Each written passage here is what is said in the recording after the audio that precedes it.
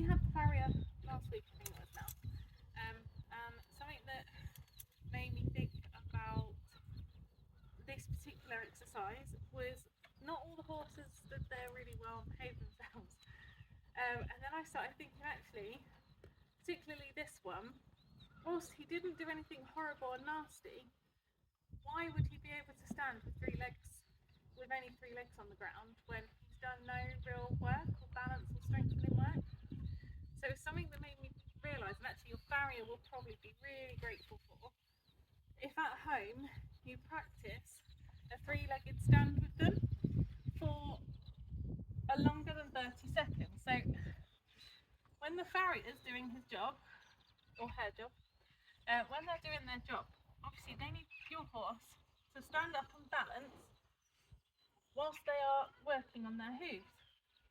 Now this horse he's actually doing okay.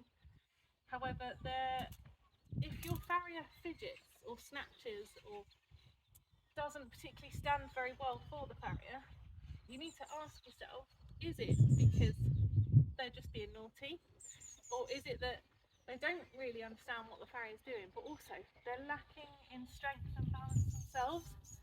So holding up a limb for 30 seconds of time and making them stand there with it, both in the upright position and then also pulling the leg,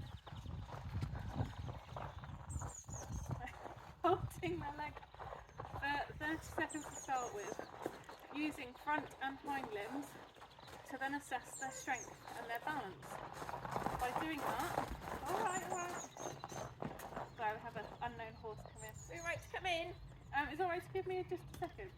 So, but working up to a minute on holding the three-legged stand will massively improve their balance and their core strength. And changing it to a hind limb as well will also be a challenge for them, because they're not used to having their weight shifted forwards or backwards like they need to do for the farrier.